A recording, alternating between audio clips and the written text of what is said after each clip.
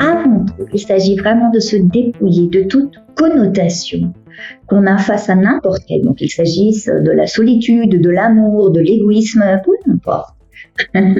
Il faut vraiment revoir les choses à travers notre propre structure énergétique. Sinon, nous restons confinés dans des systèmes de croyances que nous n'avons pas choisis, que nous avons hérités.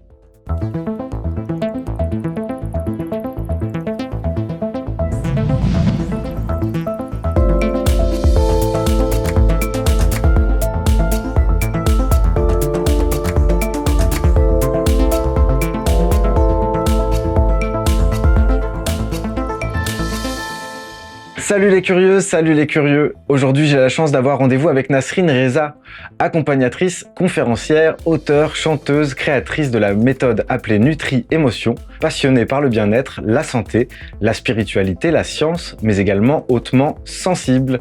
Bonjour Nasrine et merci beaucoup d'avoir accepté notre invitation. Bonjour très cher Mathieu, je suis ravie d'être parmi toi, nous tous ceux qui nous regardent, et j'ai hâte de faire ce voyage avec toi.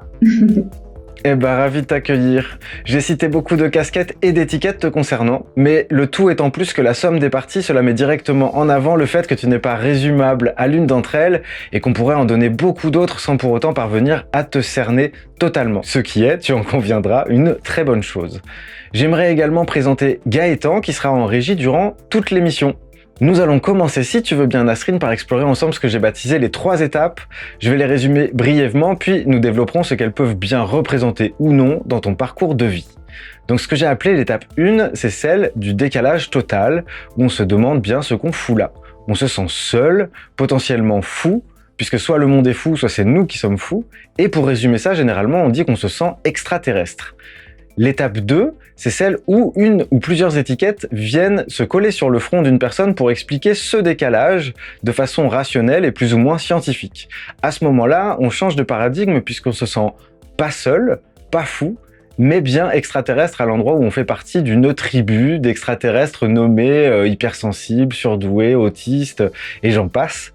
Et l'étape 3, qui est la plus intéressante à mon sens, c'est celle où on se demande ce qu'on va faire de tout ça. Et ma question est la suivante, est-ce qu'à ce moment-là, une fois qu'on a rencontré ces étiquettes, ce n'est pas le moment de réhumaniser son extraterrestre, d'accepter son appartenance à l'humanité pour enfin arriver à une paix à l'intérieur de soi et en la partageant avec les autres? Voilà, j'ai fini mon intro. Et je voudrais passer à ma première question pour toi, Nasrine. Est-ce que tu as déjà utilisé le terme d'extraterrestre pour t'auto-qualifier ? Très cher Mathieu, ce n'est pas mon étiquette, c'est une qui m'a été apposée dès mon plus jeune âge. Donc pour finir, voilà, je m'y suis habituée. Ok. Est-ce que c'est une étiquette qui, dans un premier temps, comme elle t'a été attribuée, tu dis tu t'y es habitué, mais dans un premier temps, comment c'était pour toi d'être qualifié de la sorte ? C'était très très très étrange parce que je pensais initialement que être extraterrestre est au fond une normalité. Mais j'ai compris par la suite que ça a été, ou que dans la pensée collective, les choses sont vues à l'envers. On y reviendra sans doute sur ce fait de voir les choses à l'envers, j'imagine. À mes yeux, en tout cas, tu es une humaine flamboyante et simultanément, tu sembles très distancée de ton appartenance à l'humanité. Est-ce que tu veux nous parler de ça ? Est-ce que tu trouves que ma remarque est juste ? Et comment tu me l'expliquerais ? Je trouve que ta remarque est très intéressante. Distancée, certes, parce que je ne me suis jamais prise. Quand je dis je ne me réfère pas à Nasrine, mais à une conscience impersonnelle, on pourrait dire ça comme ça, et qui se trouve à l'arrière-plan, si on veut mettre des mots, de cet être humain qui est Nasrine. Donc, cette conscience impersonnelle ne s'est jamais confondue avec cet être humain. Et donc, il y a toujours eu quelque part de la difficulté à accueillir aussi cette réalité si complètement. Okay. Et de ce fait, oui, en effet, les gens, quand ils m'observent ou les retours que je reçois à mon sujet, il y a souvent ce mot qui revient, cette distance, l'observation, voilà, une énergie qui a beaucoup de recul sur ce qui se donne ici, dans la sphère humaine. Je ne me sens pas pour autant inhumaine parce que l'humain Nasrine a accueilli aussi cette part de conscience impersonnelle en lui-même. Et donc, il y a un merveilleux mariage qui s'est créé à un moment donné. Donc, je suis autant ceci que cela, ou ni ceci ni cela, ça revient à la même chose. Est-ce que ça voudrait dire que tu pourrais me dire ce que pense cette conscience impersonnelle de l'humaine Nasrine et inversement? Alors, on ne peut pas partir du postulat que la conscience impersonnelle est des pensées parce que l'idée d'une personne est absente dans cette énergie qu'est la conscience impersonnelle. Il s'agit plutôt d'un espace et qui possède plusieurs ramifications et cet espace remplit toutes ces ramifications. Un peu comme j'aime prendre l'image d'une pieuvre en fait. Et la tête de la pieuvre serait la conscience impersonnelle, si on peut l'imaginer comme ça. Et donc tous ces bras ou le bout du bras vraiment serait quelque part Nasrine, l'être humain. Donc je ne peux pas parler de pensée au niveau du centre lui-même.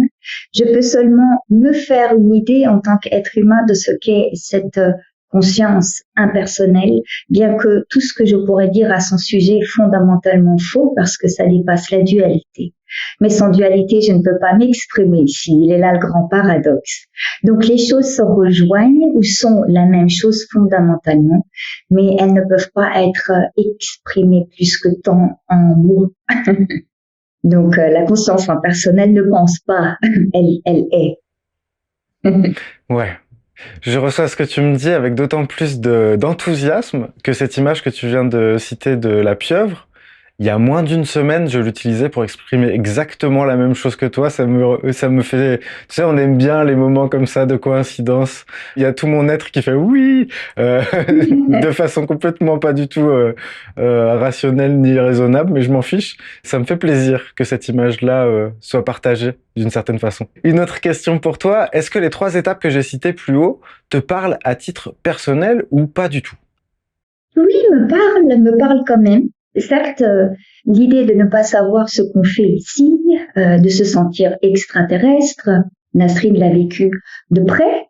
Aujourd'hui, cette étiquette a été accueillie, donc il n'y a plus de lutte en fait, parce que dès l'instant où on accueille l'étiquette qui nous est apposée, ce n'est pas pour rien que le monde manifestait le fait par le biais des rencontres, etc. Donc, une fois qu'on accueille aussi cette étiquette, il nous est possible d'aller sonder ce qu'elle contient, plus précisément ce qui fait de nous, quelque part, un être unique en son genre. Donc, on est un bras spécifique de cette pieuvre. Et je crois qu'il serait dommage de ne pas se pencher davantage là-dessus, sur cette étiquette et sur tout l'univers qu'elle contient, qui est un être pour moi à part entier, qui est doté de multiples facettes. Donc, ce que tu as dit là en introduction, ces 3 étapes résonnent fondamentalement pour Nasrine, pas pour la conscience impersonnelle, mais pour Nasrine. Ok. Merci pour ça. Et c'est vrai qu'il y a cette pirouette que tu fais qui n'a jamais encore été faite sur cette chaîne. Et du coup, je te remercie d'autant plus parce que on pourrait, généralement, quand on parle des étiquettes, on parle de caractéristiques. Et comme on est au premier degré dans notre humain, eh ben, on considère pas l'être humain comme une étiquette. Et toi, tu viens de faire ça. Et je trouve ça savoureux. En tout Le sujet de notre échange aujourd'hui, c'est pas l'hypersensibilité au sens où j'ai pu l'aborder avec Pierrick Martinez ou Saverio Tomasella qu'on a déjà reçu sur cette chaîne, mais tu parles d'une capacité que tu as depuis toujours à sentir ce qui se passe pour les autres. Comment nommes-tu cette capacité et est-ce que tu pourrais nous en toucher 2 mots? Avec grand plaisir, Mathieu. Cette capacité n'est pas un pouvoir extraordinaire comme souvent les gens se l'imaginent. Cette capacité que j'appelle l'intuition, la télépathie, la clairvoyance, la médiumnité, enfin tout ce qui est de ce registre de l'invisible est pour moi totalement commun à l'être humain. Donc l'hypersensibilité, tu as évoqué ce mot-là avant, tu sais, j'aimerais juste faire une petite parenthèse, Mathieu, parce que je reçois souvent des personnes dans mes séminaires ou dans mes consultations et qui me parlent de cette hypersensibilité qui les fait tant souffrir Et quand je leur demande, mais hypersensible par rapport à qui ou à quoi, c'est là où l'hypersensibilité s'effondre un peu, ou l'idée s'effondre. Donc, ce que je veux mettre là en lumière, c'est que bien que nous soyons tous dotés d'une grande sensibilité, celle-ci passe par un filtre qui nous est propre dans cette dualité-ci. Donc, ta structure énergétique est propre à toi et on ne trouvera pas cette empreinte énergétique ailleurs qu'en toi-même. Donc, cette sensibilité, elle va s'exprimer d'une certaine façon à travers toi et d'une autre façon à travers moi. Maintenant, justement, lorsque on est dans cet état d'accueil aussi face à ce qui constitue cet être humain, il nous est possible de mettre en lumière cette sensibilité, qui n'est pas une hyper ou une hypo-sensibilité, mais juste une sensibilité. Donc, je ne sais pas si j'ai répondu à ta question. Est-ce que j'ai dévié, très cher Mathieu? Non, non, c'est très bien et de toute façon, quand je te pose des questions, tu as le droit d'aller où tu veux. Le but du jeu, justement, c'est de découvrir ton empreinte à toi. Évidemment, dans une danse avec la mienne, puisque c'est moi qui me trouve en face de toi, mais en t'accueillant, je fais la place le plus possible à la tienne et c'est ça qui me réjouit. C'est le but de cet entretien. Donc, comme nous avons peu de temps pour échanger et que tu as déjà abordé plusieurs fois dans d'autres vidéos le début de ton parcours, j'aimerais savoir si ce que j'ai baptisé l'étape 2 te parle ou non. En fait, en quelques mots, qu'est-ce qui t'a autorisé à vivre ta singularité au grand jour sans redouter la solitude, les jugements, la folie et le vertige? Et ce qui m'a permis de la vivre complètement, c'est ce pouvoir d'accueil auquel je me réfère si souvent. C'est le fait de se résigner complètement parce qu'aussi, quelque part, toutes nos énergies de lutte ont été épuisées, parfois d'en arriver à ce stade, pour ne plus pouvoir contrer cette énergie qui est la nôtre. Donc, c'est en accueillant fondamentalement l'unicité qu'il m'a été possible après vraiment de pouvoir créer, entre guillemets, la vie que j'ai aujourd'hui. Donc, on passe toujours par ce processus d'accueil systématiquement parce que dans la vie qui est comme un vaste océan et qui est donc faite d'innombrables vagues, chaque vague à un moment donné atteint son point d'apogée, son point de saturation. Donc, on le veuille ou non, l'accueil est propre aussi à l'humain. C'est comme ça qu'il est né et heureusement que ce pouvoir d'accueil l'habite à chaque instant. C'est ce qui nous permet justement de mettre en lumière nos multiples potentiels. Donc, fondamentalement, ça passe vraiment par ce processus d'accueil. Et à travers celui-ci, après, tout ce qui est de l'ordre de la culpabilité, tout ce qui est de l'ordre surtout de la comparaison, toutes ces choses-là, finalement, perdent leur importance, voire se retrouvent dissoutes à travers un esprit qui est beaucoup plus détaché aussi. Le pouvoir de l'accueil nous permet d'être très sceptiques par rapport au conditionnement que nous avons hérité par la conscience ou la pensée dite collective. Merci pour ça. Et du coup, je me dis, là, dans ce que tu viens de me dire, il y a quelque chose qui a attiré mon attention, c'est rapprocher d'une certaine façon le mot d'accueil avec le mot de résignation, qui a plutôt une valence négative habituellement dans la façon dont on peut l'entendre. Donc, la résignation, pour toi, c'est positif.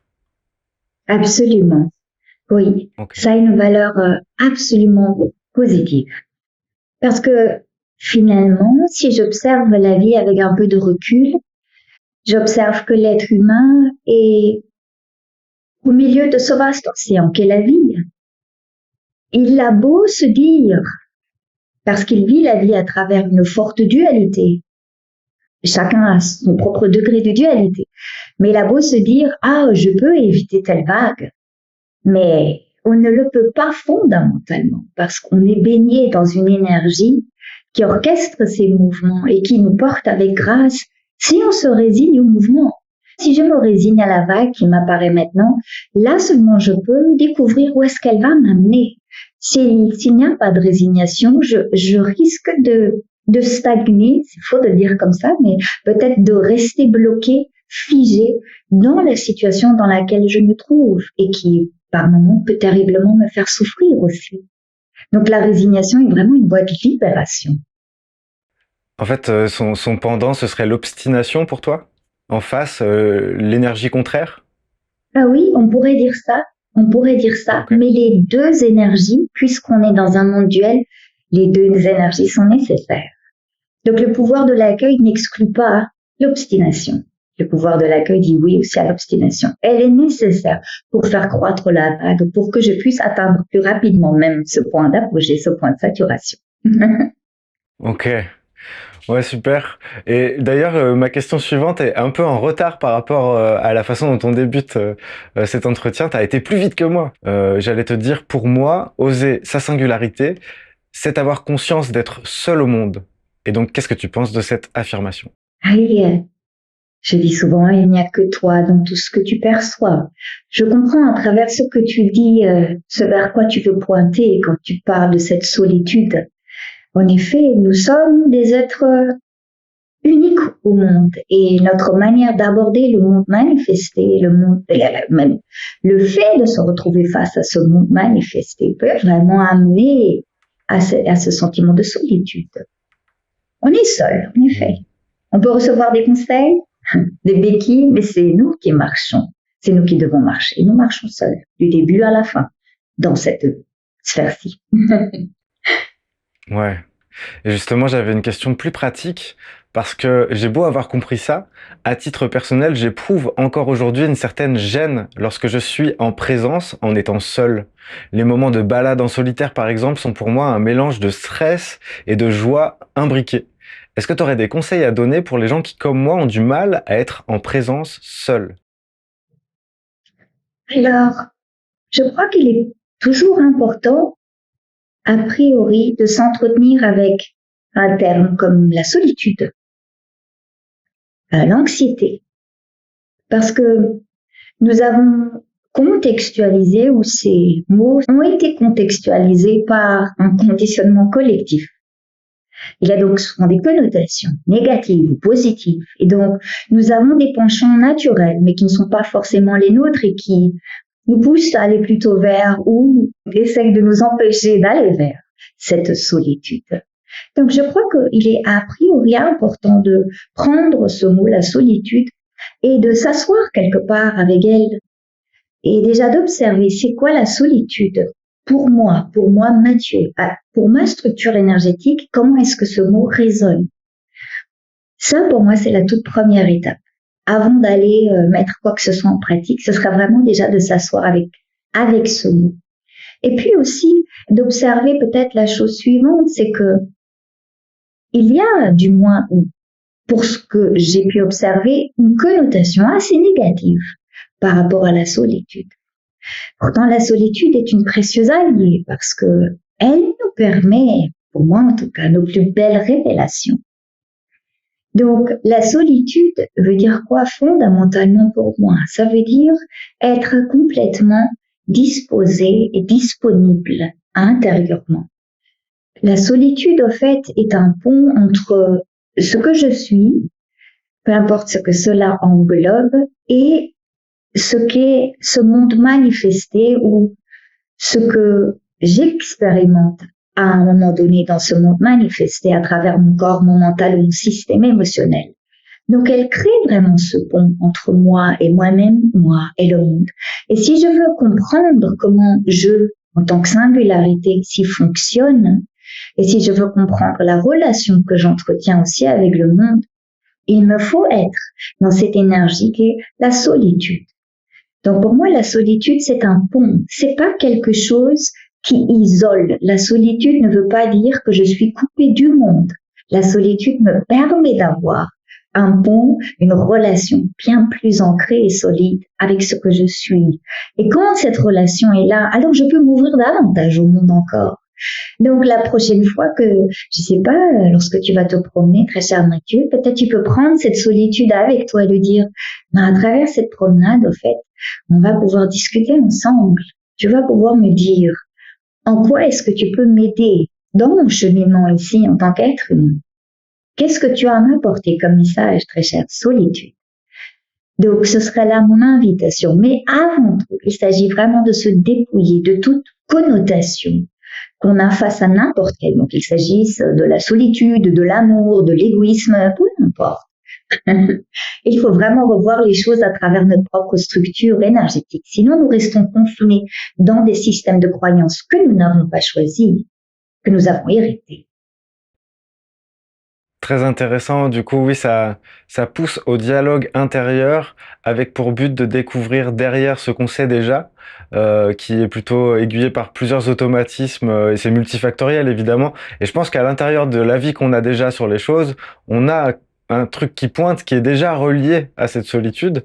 Et le fait d'ouvrir le dialogue avec uniquement ce point-là, ça permet d'élargir. Je sais pas si tu me suis dans Oui, ce que j'exprime, mais en gros, je sens ton conseil de cette façon-là. oui. Et merci pour ça, vraiment. Et puis au-delà de ce conseil, je sais que par ailleurs, bah, tu pratiques le chant. Et j'aimerais te dire à quel point justement mon plaisir aujourd'hui, il y a évidemment d'avoir écouté ton travail et de l'avoir suivi depuis un moment, d'avoir lu aussi tes ouvrages, les livres d'ailleurs qu'on pourra retrouver en description sous la vidéo. Et aussi, c'est la musique que tu fais même quand tu ne chantes pas, puisque quand tu as un phrasé très particulier que j'apprécie particulièrement, qui est une musique en soi. Je sais pas si on t'a déjà fait ce retour, j'imagine que oui, mais je me permets de le faire parce que je trouve ça vraiment, quand tu parles de singularité, même dans ton phrasé, même dans ta façon d'incarner ça, il y a de toute façon ça qui est là. On ne peut pas en faire l'économie, ou alors il faudrait vraiment vouloir le faire vraiment très fort. Bref, cette petite Merci. cette petite remarque étant placée, je reviens à une question que j'avais écrite et je m'étais dit oser sa singularité, c'est aussi, je crois, accéder à sa propre multiplicité. La multiplicité est un sujet qui me tient à cœur dans ma façon de me considérer aujourd'hui, mais également dans ma façon d'accueillir les gens en séance. Et que représente ce mot de multiplicité pour toi dans ton rapport à toi et dans ton rapport à l'autre? Multiplicité. Ça donne tellement d'espace, ce terme-là, tu vois, quand je le mets en contact avec ma structure énergétique, ça donne beaucoup d'oxygène. Multiplicité, pourquoi? Parce qu'en effet, pour moi, nous sommes tous des êtres dotés de multiples facettes. Je crois qu'une vie ne suffirait pas d'ailleurs pour pouvoir mettre en lumière toutes ces facettes. Mais une fois que nous sommes dans cet état, comme je le disais, dans cet état d'accueil et de résignation, nous créons un terrain intérieur propice à l'éclosion de ces multiples facettes.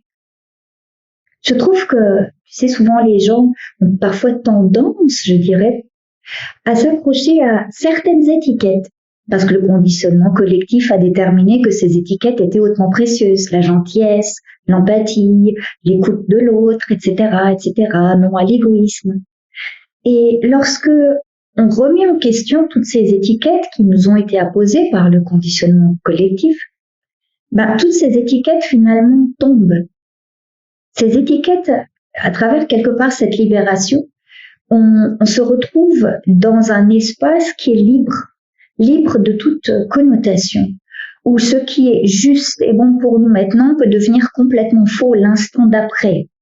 On arrive intérieurement à être libre, à être imprévisible, à être incernable, peut-être même fou.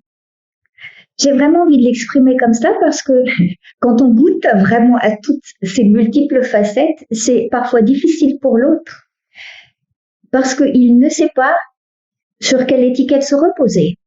Il ne va pas pouvoir dire de Mathieu il est gentil parce que Mathieu paraît gentil maintenant, mais 5 minutes après il paraît peut-être le contraire. Et donc l'autre ne comprendra pas que cela est dû à cette liberté d'être et qui ne peut être confinée par des étiquettes. Donc ce que je veux dire par là, c'est que lorsque nous nous donnons le droit de remettre les choses en question, alors seulement toutes ces multiples facettes se présentent à nous. Seulement alors il est possible de les mettre concrètement en place et de les incarner dans ce plan-ci. Et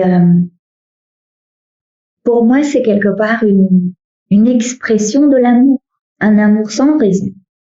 Donc je peux aussi avoir une relation avec quelqu'un et qui ne soit pas basée sur ces étiquettes, mais sur un amour libre et sans raison. Donc la danse est d'autant plus belle lorsque nous mettons en lumière toutes ces multiples facettes. Mmh.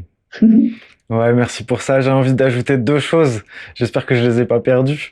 Mais la première chose, c'est ce besoin de cohérence dont on se martèle soi-même et dont on est martelé pour justement être prévisible, de manière à ce que les gens se sentent en sécurité et moins perdus face à notre présence. Donc on a un besoin de cohérence qui, quelque part, est intergénéré, j'ai envie de dire, je sais pas, c'est pas un mot qui existe, mais tu vois ce que je veux dire?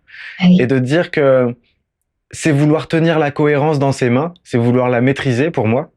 Alors que si on élargit le truc au fait que bah, je serai toujours Mathieu quoi que je fasse, la cohérence elle est déjà là. Et que donc du coup ça ouvre l'espace comme tu disais, ça apporte de l'oxygène à l'intérieur. vraiment. Et la deuxième chose que j'ai envie d'ajouter, c'est aussi une clé que je livre souvent en séance et puis qui m'a été d'une aide vraiment incommensurable, c'est ce fait de se dire qu'à partir du moment où on vit dans une réalité où on accepte qu'il y ait des contradictions, des vérités contradictoires mais qui coexistent, que ce soit à l'intérieur de soi ou à l'extérieur de soi, il y a une possibilité de paix plus grande puisque sinon il y a une seule version du réel qui est à défendre, comme pour la cohérence juste avant. Et à ce moment-là, on est toujours sur le qui-vive pour défendre en fait cette vision des choses parce qu'on y est identifié et donc du coup on aura du mal à s'en dépêtrer parce qu'on est toujours occupé à la défendre et ça prend une place Oui. folle. Et quand on arrête d'être sur le qui-vive à cet endroit-là, j'ai l'impression qu'il y a tout un espace qui se libère et un espace de créativité et de découverte de soi et des autres assez merveilleux. Voilà ce qui me venait. Waouh. C'est merveilleux, Mathieu, c'est vraiment, ça apporte à nouveau tellement d'oxygène, ce que tu as dit. Euh, Non, merci. la cohérence. Non, vraiment, je trouve ça assez, je me délecte. Merci à toi. Eh ben, c'est partagé. Je passe à ma question d'après, du coup. Je me dis que la joie omniprésente, justement, n'est pas possible sur le plan humain. Et pourtant, de nombreuses personnes rêvent d'atteindre cette chimère. Est-ce que ce n'est pas le meilleur moyen pour vivre un sentiment d'échec au quotidien, selon toi? Oui, on pourrait tout à fait formuler ça de cette manière. Euh, la paix omniprésente. Peu importe que ce soit la paix omniprésente ou la joie omniprésente. L'omniprésent ici dans cette sphère humaine n'est pas possible puisque c'est régi par ce mécanisme qu'on appelle la dualité. Donc on court après un fantôme fondamentalement. Et donc ça peut mettre les personnes hautement sous pression parce que, à nouveau, dans le conditionnement collectif, il a été inscrit à un moment donné que les choses pouvaient être permanentes ici. Et si on ne remet pas en question ces choses, alors nous nous retrouvons englués dans des mécanismes qui ne sont pas forcément propices à notre propre épanouissement. Et je suis toujours très surprise aussi par cette addiction qu'il y a au bien-être. Ça fait 20 ans que j'accompagne des personnes et que je fais des séminaires. Et ces 5 dernières années surtout, il y a, à travers ce qu'on me partage, ce qu'on me montre, ce que je découvre aussi, une telle addiction au bien-être qui finalement augmente l'état de stress, déshydrate le corps, nous met tellement sous pression. Il faut être bien, c'est devenu une obligation presque, alors que ça devrait être un état naturel. Et le bien-être, ce n'est pas l'exclusion de sentiments déplaisants, mais plutôt l'inclusion de tout ce qui est expérimenté à chaque instant. Je, je te rejoins encore. Quand est-ce qu'on va pas être d'accord, Nasrine? Je Ça ne me sais pas. préoccupe cette histoire. Il faudrait que je me, tu vois, il faudrait que je me défende un peu et tout et que je dise non, t'as pas le droit. Oui, c'est vrai, Non, ça animerait plus la chose. Ça animerait. Ah, Mathieu, t'as rien mince. compris. Il faut tu veux qu'on se fasse un clash pour buzzer au niveau de la vidéo? J'ai essayé. Non, on va passer, on va passer. Mais c'est drôle juste de l'évoquer. Justement, bah, là, on vient de parler de bien-être. Tu viens d'évoquer ce sujet. Est-ce que justement, là où les gens vont mettre une quête de bien-être ininterrompue, avec une soif qui ne peut pas avoir de fin, est-ce que toi, c'est là où tu mets la simplicité à la place? Et est-ce que tu peux nous toucher deux mots de la simplicité, puisque tu as l'air d'être une adepte de la simplicité, et ça me parle bien, et je suis sûr que ça va parler aux gens qui nous regardent. Oui, oui, il est vrai que c'est La simplicité est comme un moteur pour cette structure énergétique-ci. La simplicité, dans le sens où je n'aime pas vraiment utiliser ce mot de confiance. Parce que, tu sais, souvent les gens, c'est comme pour la paix, la joie éternelle, on cherche la confiance aussi éternelle, omniprésente. Mais les choses deviennent simples et la vie devient donc fluide et naturellement harmonieuse lorsque je me repose sur elle. Hein, là, on parle de choses duelles. Hein, il y a comme s'il y avait quelqu'un qui pouvait se reposer. Donc, il y a l'être humain, on dira, qui peut se reposer sur la vie. Sur la vie, ça veut dire quoi plus concrètement? Ça veut dire sur l'intelligence de ce corps physique, qui a des milliards d'années d'expérience de mémoire accumulée. Donc, c'est un être qui est hautement sophistiqué, qui contient énormément de connaissances et qui sait comment s'autogérer. De pouvoir s'appuyer sur ce grand sage qui est notre mental aussi, et qui n'est pas à confondre avec cette voix qui ne cesse de bavarder, ça c'est le conditionnement. Souvent, il y a une confusion là aussi, les gens confondent conditionnement avec le mental. Et puis aussi sur cette intelligence émotionnelle qui procure cette sensibilité et qui permet au fait à chacune des cellules du corps physique aussi de capter les choses qui proviennent de l'intuition, toutes ces facultés extrasensorielles. Donc, il s'agit fondamentalement de goûter à la vie parce que pour moi, la vie, enfin, pour cet être humain-ci, la vie est très courte. Alors, les complications, je ne vais pas les provoquer. S'il doit y avoir une complication, alors c'est qu'elle doit avoir lieu, mais je ne l'ai pas cherchée, je ne l'ai pas provoquée. Mais ce que je veux dire par là, c'est que si je me repose, si je m'abandonne complètement à l'intelligence qu'est ceci, la vie ne peut que devenir simple. Les choses deviennent évidentes. On comprend les choses, pas forcément toujours de manière rationnelle, mais de manière intuitive. C'est une compréhension beaucoup plus proche de nous que la compréhension rationnelle et logique. Ça, c'est quelque chose qu'on a acquis. Mais la compréhension intuitive, c'est quelque chose qui nous est donné. Donc, se simplifier la vie, comment? En accueillant. En accueillant ce qui se présente maintenant, que ce soit une douleur, peu importe la manifestation physique, psychique ou émotionnelle. Se dire, c'est ça, ok. Et s'il y a de la lutte, on accueille le fait qu'il y ait de la lutte. Comme ça, au moins, je permets à ce véhicule terrestre, à ce vaisseau spatial, de rester assoupli et de devenir un excellent surfeur et qui peut s'adonner aux multiples mouvements que lui offre la vie. C'est ça pour moi la simplicité. Donc, la simplicité s'acquiert quelque part lorsqu'on arrête de chercher. Lorsqu'on arrête de chercher notre mission de vie, lorsqu'on arrête de vouloir comprendre pourquoi nous sommes véritablement dans cette situation, pourquoi est-ce que nous souffrons encore, etc. Donc, la simplicité, c'est vraiment plus revenir à un état d'enfant. Un état d'enfant qui veut dire qu'il accueille ce qui est et qu'il ne veut pas comprendre pourquoi c'est comme c'est. Parce que s'il doit comprendre, l'intuition lui donnera l'information. Donc, vive la simplicité. Pour la résumer comme ça, brièvement. Ok. Et du coup, dans ce que tu évoques, je pense aux personnes qui mettent la rationalité au-dessus de tout et pour qui c'est un grand vertige d'imaginer que tout se vaut, puisque d'une certaine mesure, quand on est branché sur la rationalité comme valeur cardinale, quand on entend un discours comme le tien, on doit penser que tout est égal et que donc du coup, ça fait très très peur puisqu'il n'y a plus de chose mieux qu'une autre et c'est compliqué d'emmagasiner cette information sans paniquer totalement.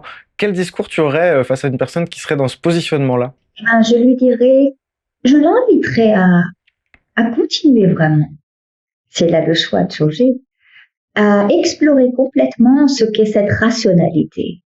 D'où est-ce qu'elle provient? De quoi est-ce qu'elle est faite? Quels sont les mécanismes sous-jacents? Qu'est-ce qu'elle lui permet, cette rationalité? Qu'est-ce qu'elle permet à cette personne d'expérimenter? Je ne suis pas en train de dire qu'il faut exclure quoi que ce soit. Je pense, mon invitation est d'utiliser tous ces outils que nous avons à disposition, à part égale dans l'idéal. C'est comme pour ce que j'appelle l'équipe terrestre ici, corps, mental, émotion. Je veux investir sur 100% d'énergie, 33,3 pour le corps, 33,3 pour le mental, et idem pour le système émotionnel. Idem pour les outils qu'on retrouve à l'intérieur de ces trois entités. Je ne veux pas forcément privilégier quelque chose, mais lorsque je vais sonder un espace où la rationalité, je veux vraiment la sonder en profondeur. Je veux utiliser mon esprit comme un scalpel et aller analyser ce qu'est la chose pour que je puisse véritablement me mettre en contact avec elle et en retirer tous les bénéfices. Donc, je n'empêcherai en rien ces personnes à continuer à aller explorer ce côté très rationnel. Mais il faut aussi observer une chose, c'est que elle vit très bien aussi sa vie nocturne, cette personne qui est très rationnelle et qui peut observer le monde manifester durant son état de veille à travers sa rationalité, ce qui peut peut-être lui procurer un sentiment de sécurité aussi au passage. Mais elle vit aussi très bien sa vie nocturne. Elle rêve. Elle est dans un monde de rêve. Dans le monde de rêve, il n'y a pas de rationalité, n'est-ce pas? Donc, il faut aussi qu'elle s'aperçoive qu'elle peut vivre sans cet outil qu'est la rationalité, puisqu'elle le fait une fois chaque 24 heures, sans parler du sommeil profond, où là, il n'y a plus de personne et donc plus de rationalité. Donc, il faut aussi lui faire observer que ce n'est pas la réalité, c'est une réalité parmi tant d'autres, c'est un outil parmi tant d'autres, puisque sur 24 heures, elle va expérimenter des choses à travers d'autres supports. Et donc, il n'y a pas que la rationalité. Ok, entendu. Je me demande du coup, puisque je le pointais juste avant, mais est-ce que dans ta vision des choses, tout se vaut? C'est une vraie question pour moi. Est-ce que tout se vaut? Oui, absolument. Il n'y a rien à mettre sur un piédestal. Tout a la même valeur. Tout a la même valeur. Ok. Et je crois d'ailleurs que c'est quelque chose qui peut aussi, bien que je n'aspire pas à ça, mais ça peut aussi apaiser quelque part l'être humain. Que de savoir que ceci a la même valeur que cela. Que le travail, si on prend sa vie quotidienne, que le travail a la même valeur que sa vie de famille, etc., etc. Parce que dès l'instant où il donne trop de valeur à quelque chose, il se met sous pression. Ça génère énormément de stress. Donc, quand on met les choses à pied d'égalité, on nourrit les choses avec la même énergie. Je peux donc faire fructifier bon nombre de choses à ce moment-là que si j'arrose seulement une partie de mon jardin intérieur. Du coup, je me pose la question de est-ce que pour toi la notion de libre arbitre veut dire quelque chose? Et si oui, quoi? Non, ça ne. C'est peut-être radical de dire comme ça, mais le libre arbitre est propre à cette mécanique qu'on appelle la dualité. Donc, l'illusion de séparation. La dualité génère vraiment cette illusion de séparation. Sans celle-ci, il n'y aurait pas l'idée du libre arbitre, du choix d'incarnation, etc., etc. Mais je peux observer la vie à travers cet angle de vue, en me prenant surtout pour un être humain. Et c'est peut-être plus confortable pour l'être humain de se dire qu'il a un libre arbitre, qu'il peut choisir ce qui est juste et bon pour lui. Ça peut, voilà, lui donner peut-être plus de valeur ou un apaisement quelconque, mais aussi une certaine forme de responsabilité qui rime avec culpabilité. C'est toujours la dualité, de toute façon. Mais si j'observe la vie avec un peu plus de recul et que je m'identifie moins, entre guillemets, à Nasrine et que je vois Nasrine comme un tout qui fait partie ou qui est une expression de la vie, alors je peux seulement observer qu'il n'y a pas de mouvement qui soit séparé du mouvement de la vie elle-même. Donc, lorsque Nasrine est sur sa vague et que la vie pousse la vague, ce n'est pas Nasrine qui décide d'aller dans cette direction, c'est la vie qui la pousse. Donc, cette illusion de séparation peut amener à un bon nombre de problèmes très illusoires, bien évidemment, quand on se croit incarné. Mais le libre arbitre, pour ceci ici, ne veut vraiment rien dire. Tout est orchestré par un mouvement que je ne peux pas séparer d'autre chose. Ok. Si malgré tout je tente quelque chose, je me dis qu'avec ce qu'on a déjà échangé, ce que je connais déjà de ton travail, est-ce que si je te disais le libre arbitre, c'est la liberté d'accueillir ou de ne pas accueillir, qu'est-ce que tu en penses? Non, je ne pense que ça n'existe pas non plus. La mécanique de la vie fait qu'à un moment donné, elle a besoin de lutte, elle a besoin de confrontation, elle a besoin de cette friction-là pour pouvoir générer quelque chose, pour pouvoir générer une émotion. Il y a véritablement besoin de cette friction, de cette dualité. Donc, même à ce niveau-là, le libre arbitre, pour moi, n'existe pas. Ok. Je vais laisser cheminer ce que tu viens de dire parce que instinctivement, j'étais pas là-dessus. Mais intéressant, intéressant. Justement, j'ai d'autres questions de ce type-là pour toi d'ailleurs. La prochaine serait, C'est quoi pour toi la souveraineté? Est-ce que ça existe également? Ce n'est pas un mot qui fait partie du vocabulaire de cette structure énergétique, vraiment.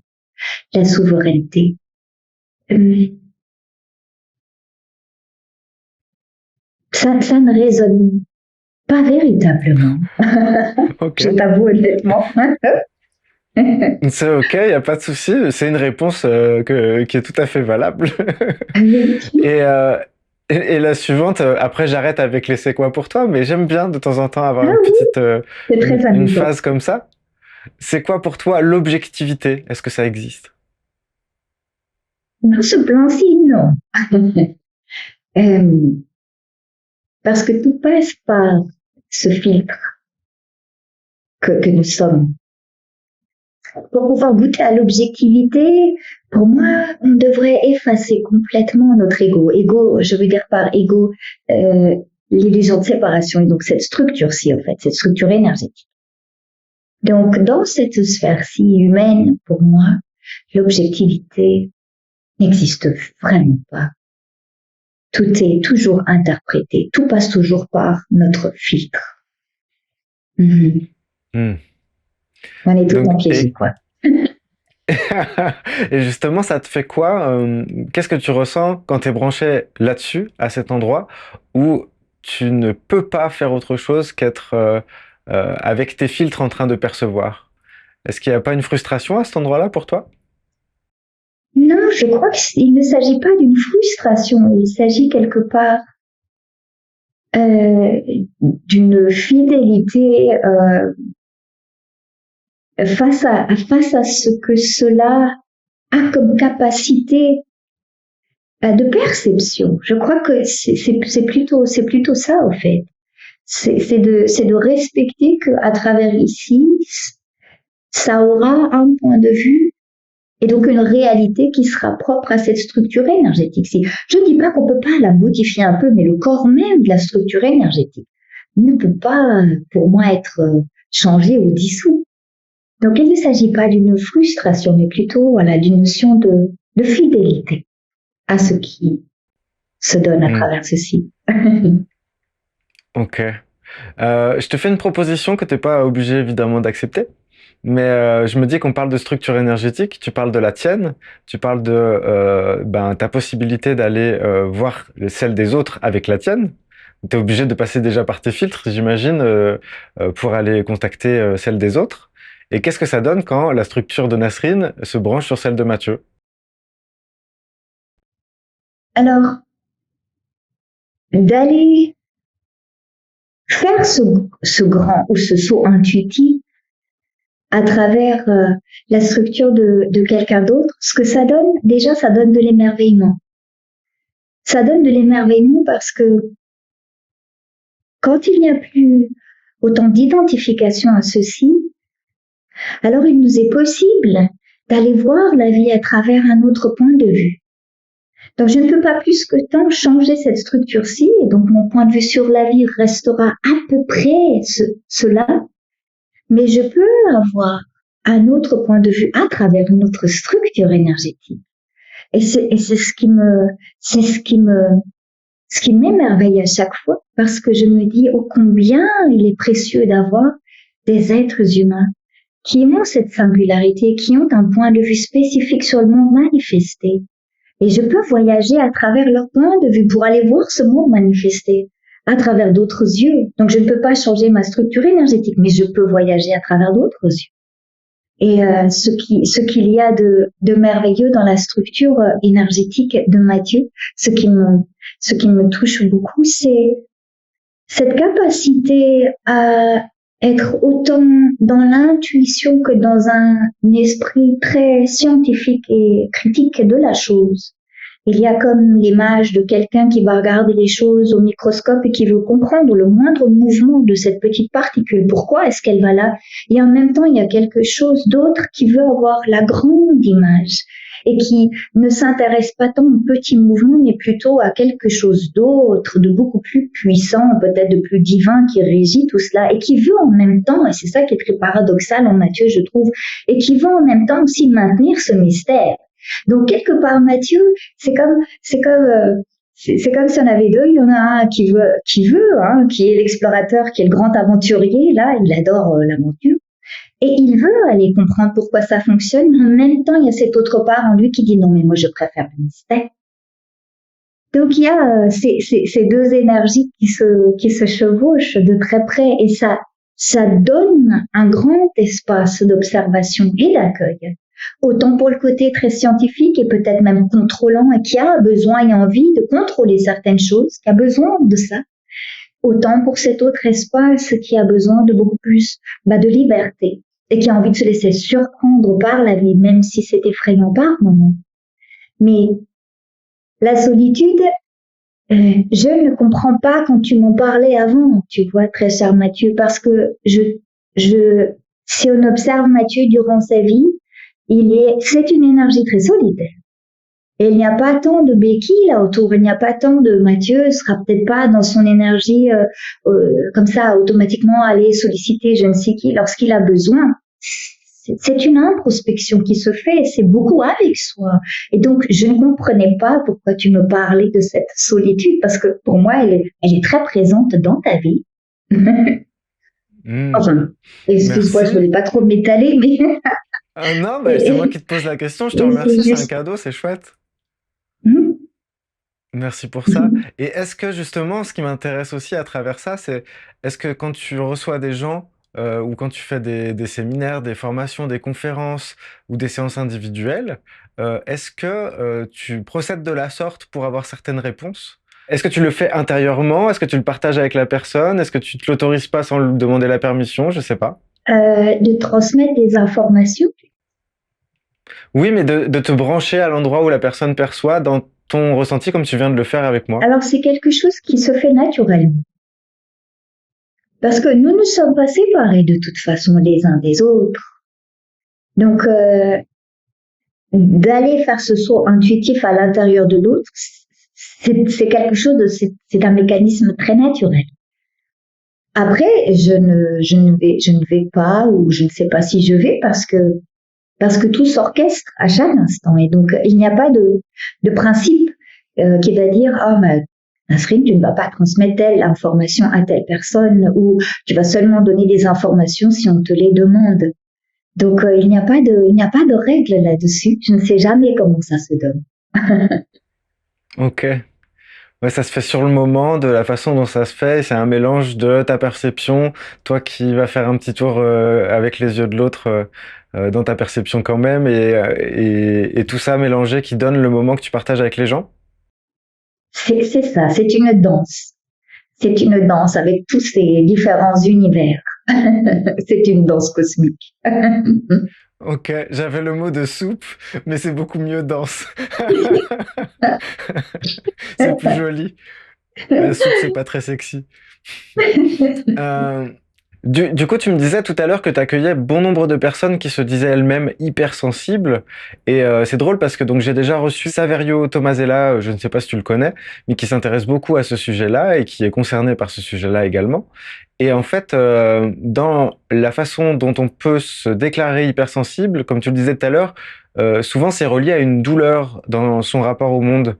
Et est-ce que, d'après ce que tu connais à travers les témoignages des gens que tu croises, tu as l'impression que les hypersensibles avérés, autoproclamés ou proclamés, ont un rapport à l'ego plus problématique? Vu que tu es en contact avec pas mal de personnes qui ont ce rapport-là au monde, ou en tout cas qui le sentent comme ça, donc du coup il n'y a pas de raison de les contredire là-dessus, est-ce que toi tu sens que ils sont dans une susceptibilité et dans un donc rapport à l'ego douloureux?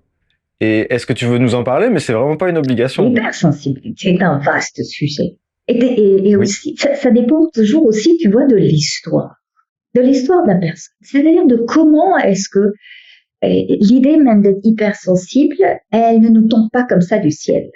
Elle s'est construite au fil des ans, au fil des expériences. Et il est vrai que cette susceptibilité dont tu parles est certes très présente auprès des personnes que j'accompagne qui se disent souffrir de cette hypersensibilité. Mais à nouveau, Tu vois, tu as dit avant, je trouvais ça très intéressant. Bah, pour finir, quand les personnes se regroupent, quand la personne voit qu'elle n'est pas seule, qu'il y en a d'autres aussi qui sont hypersensibles, entre guillemets, alors ils arrivent à utiliser cet outil à meilleur escient. Il y a quelque chose qui peut paraître assez paradoxal, mais cela peut devenir dangereux. C'est ce que j'ai pu observer à travers les accompagnements et j'accompagnais des groupes de personnes hypersensibles sous la supervision de différents psychologues ou psychiatres. Et ce que j'ai pu observer, très cher Mathieu, je sais pas si je dévie là, mais j'avais juste envie de faire cette parenthèse, c'est que on ne sort pas forcément de la souffrance. On a l'impression qu'on en sort de cette souffrance que peut induire cette étiquette l'hypersensibilité. On n'en sort pas forcément en se retrouvant dans un groupe. On partage la souffrance, mais elle est toutefois là. Et pour moi, ça peut parfois donner un sentiment un peu illusoire de bien-être aussi que de se dire « Ah, mais l'autre aussi ». Mais je me retrouve dans la même problématique, mais peut-être inversée. Avant, je me disais que j'étais seule à être si sensible, par comparaison à autrui. Et maintenant, je me dis que je ne suis pas si seule, par comparaison à autrui. Donc, le problème de cette comparaison, qui se retrouve dans notre vie quotidienne à multiples reprises, ce problème-là de comparaison est toujours présent. Et si je ne vais pas investiguer ce qu'est et d'où provient ce besoin de me comparer à l'autre, cette blessure, ne pourra jamais véritablement guérir, que je sois seule face à mon hypersensibilité ou en. Donc, finalement, tout passe toujours par cette voie d'accueil.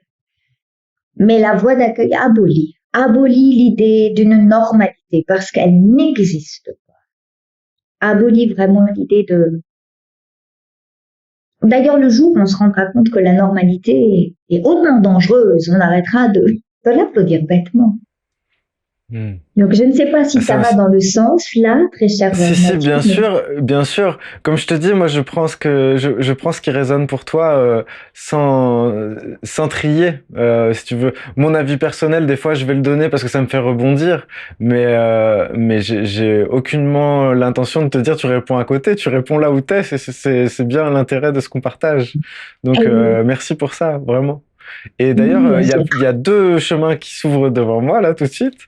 Il y a celui où tu évoques ce mot de normalité. Alors, je sais pas si tu connais Issa Padovani, mais on a passé plus de 7 heures ensemble à discuter de ce sujet-là. Et on abordait ce thème de la normalité avec nos visions à nous, nos questionnements, et la danse qui s'est faite à ce moment-là entre lui et moi.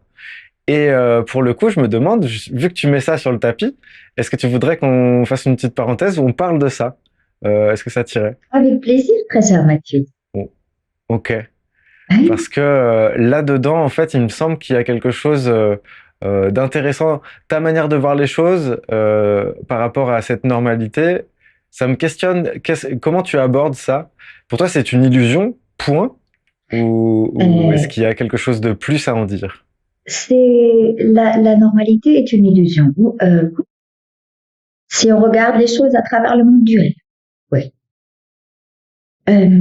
La normalité, si on prend le corps physique, ne serait-ce que le corps physique, prenons l'hypersensibilité, l'exemple d'avant. Ce qu'on a pu observer, c'est que les personnes hypersensibles, on va rester dans ces étiquettes, ont sur leur membrane cellulaire beaucoup plus de récepteurs, des types spécifiques de récepteurs, je ne vais pas trop rentrer en détail là, ont beaucoup plus de récepteurs, d'antennes, imaginez ça comme des antennes, que quelqu'un qui se dit ne pas être hypersensible. Donc, on a déjà, au niveau de notre empreinte cellulaire, une structure qui est propre à ceci. Si je prends mes cellules et que j'essaie de les mettre à l'intérieur de ton organisme, bien que les cellules se ressemblent, ton organisme va les rejeter.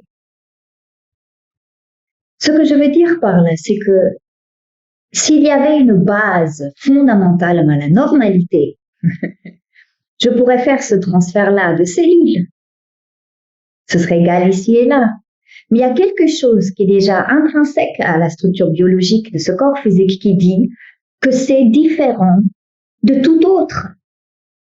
corps physique.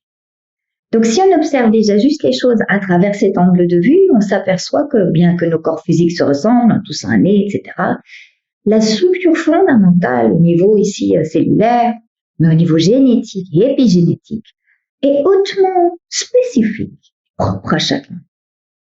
Donc, je ne sais déjà pas comment est-ce que je peux créer des ponts pour pouvoir après parler d'une certaine normalité. La normalité est peut-être aussi souvent confondue quelque part avec ce qui pour nous est moral,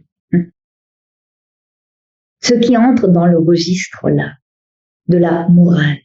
Ceci est moral, ceci est amoral, etc. Donc il y a par moments aussi une confusion avec cela peut-être. On cherche à être ce que le conditionnement nous dicte afin d'être approuvé et surtout afin d'être aimé par autrui. Parce que cette quête vers la normalité, ce n'est pas tant pour se fondre dans la masse. Il faut bien observer les choses. Aujourd'hui, l'ère à laquelle se trouve l'être humain, on est dans quelque chose qu'on pourrait appeler l'humain a envie de s'ériger au statut presque de Dieu. Il a envie de faire briller sa singularité. Il est là face à la vie et il a envie de dominer cette vie. Et il n'a pas envie de se fondre avec elle. Et quand je dis la vie, j'inclus les humains qui nous entourent. La normalité voudrait dire que mes contours s'effacent. S'effacent avec les tiens.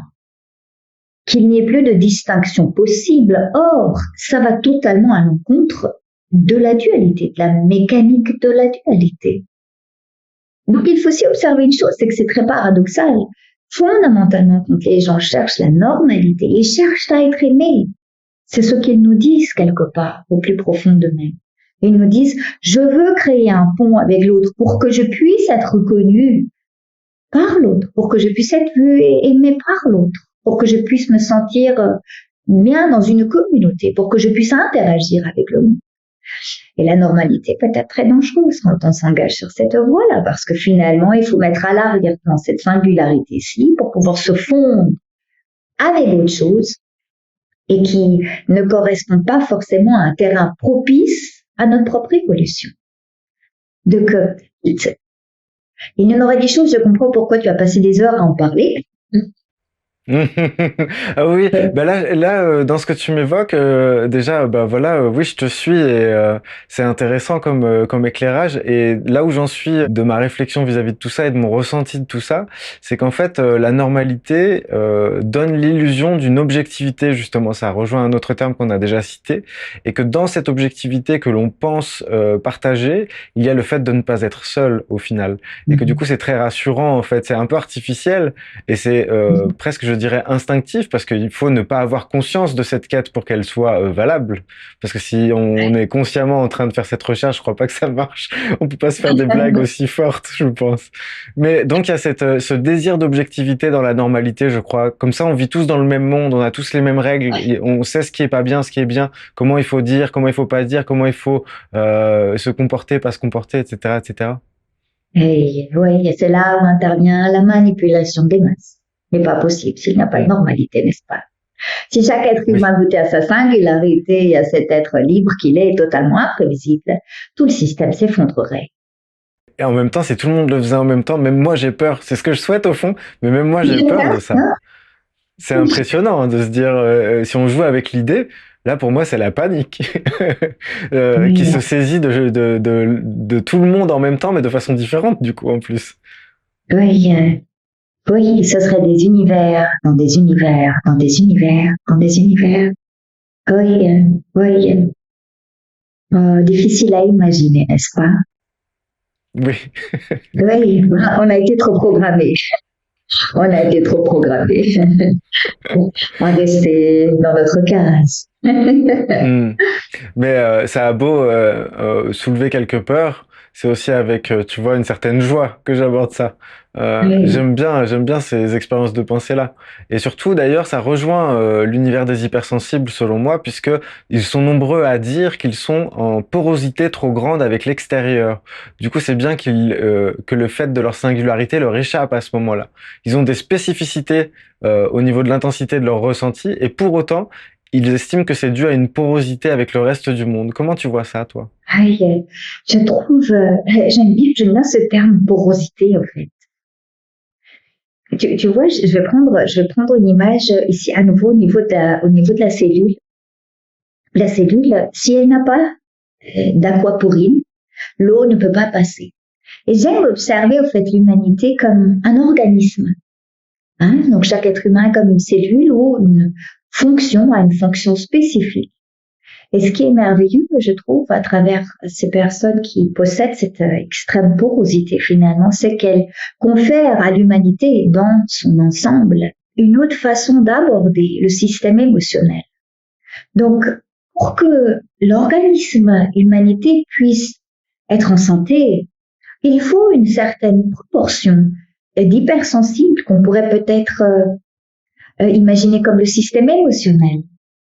Donc, chaque groupe, quelque part, d'êtres humains a sa fonction aussi à accomplir. Et cette extrême porosité est vraiment importante parce que si elle n'était pas là, si cette sensibilité n'était pas là au sein de l'humanité, alors nous deviendrons rapidement des robots. Nous serions uniquement pris par nos modes de pensée.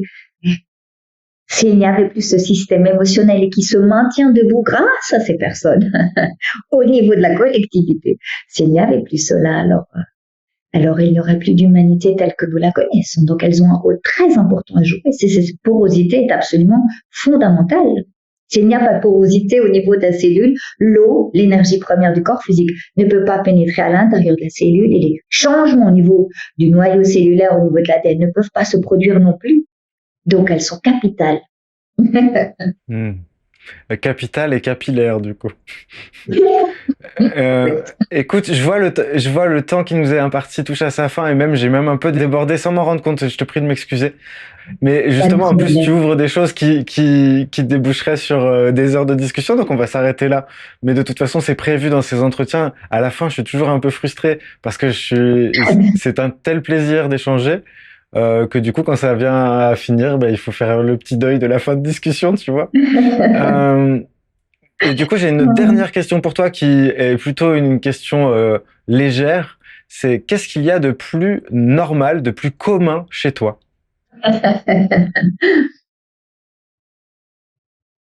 Le sourire. Ton sourire. Ouais. Oui. Ouais, tu trouves ce sourire commun sans rigoler? Je sais pas. Je sais pas. Oui, en tout cas, auprès des personnes là, je le retrouve, oui. Ok, très bien. Merci beaucoup, Nasrine. Merci beaucoup, Mathieu. C'était là un très, très beau voyage qui a passé beaucoup trop vite, d'ailleurs. Ouais, je suis bien d'accord avec toi. On peut retrouver les livres que tu as écrits, les liens qui y mènent en tout cas et à ton travail qui sont disponibles sous cette vidéo.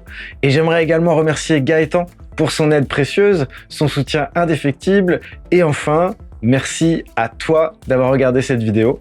N'hésite pas à réagir dans les commentaires et à t'abonner, bien entendu. Et n'oublie pas, la curiosité est un joli défaut. Salut!